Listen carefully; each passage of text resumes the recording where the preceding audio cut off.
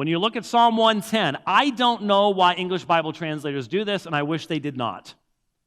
But we follow Jewish custom. You would think we would have learned. Didn't always fare well in Jesus' teaching, that Jewish custom thing. They would not pronounce the divine name. The divine name in the Old Testament, called the Tetragrammaton, Yahweh. Yod, He, Waw, He, Yahweh. Now, if you're going to the local Jewish bookstore, I would not suggest using the divine name in talking to the local Jewish folks because they're going to be offended by that. But the reality is, it's very clear that that was a tradition that had not yet developed in the days of Jesus. And so I don't feel that we are under any obligation to utilize that particular tradition. And the problem is, because we don't render it as Yahweh, or as we slaughter it in English, Jehovah, it could not have been that. That's a 3-syllable word. It's only a 2-syllable word. And so what they did is they would write the vowels for Adonai, which means my Lord, under Yahweh to remind the reader in the later Hebrew text, don't pronounce this. Pronounce it as either Hashem, the name, or Adonai, my Lord. But don't say Yahweh. Well, that really caused the problem because Yahweh was God's covenant name. It's used over 6,000 times in the Old Testament. And what's really important is it's used of Jesus in the New Testament. And so when you get to Psalm 110:1, Yahweh said to, and then you have the Hebrew word for Adon, my Lord. And there weren't any vowel points in the days of Jesus. Hebrew is written as a consonantal text. They put the vowel points in later on.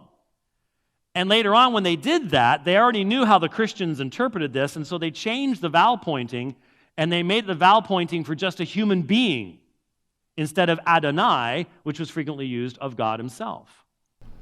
Now, James White claims that the written vowels were not in the ancient text. He is correct. Then he makes an accusation which has no factual basis.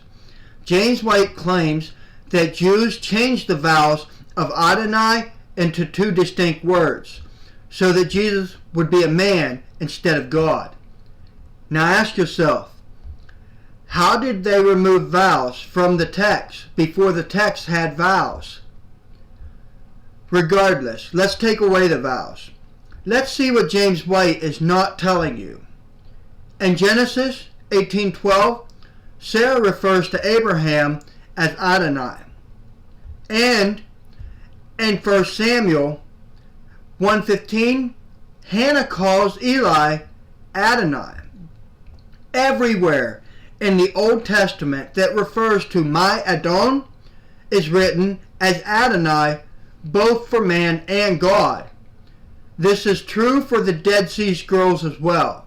My Adon has no theological basis without the vowels.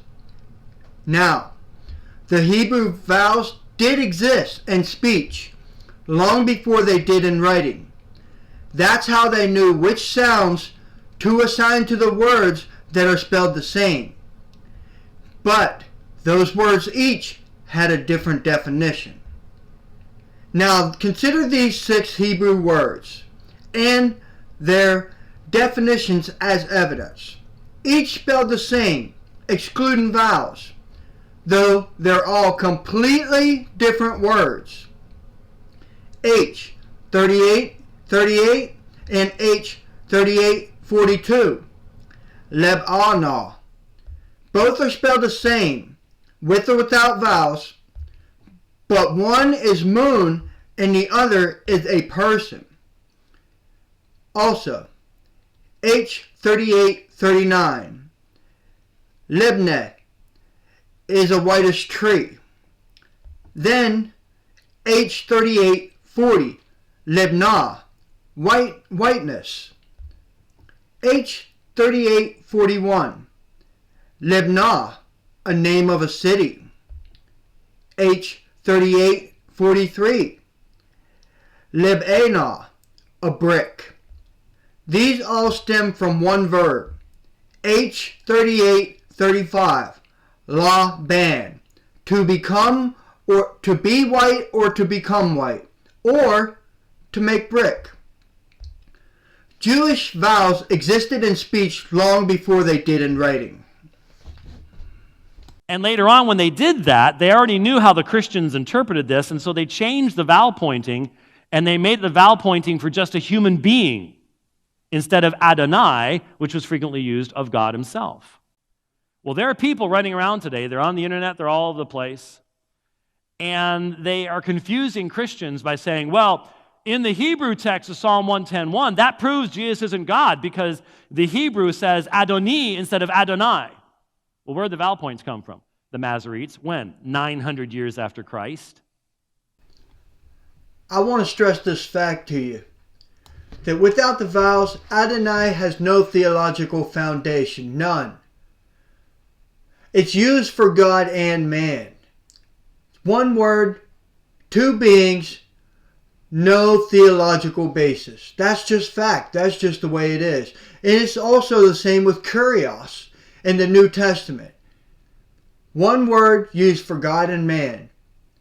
So, whenever you see the word Adonai in the Old Testament, do not think that it's only about God, especially in Psalm 110, where you have Adonai taking commands from Yahweh.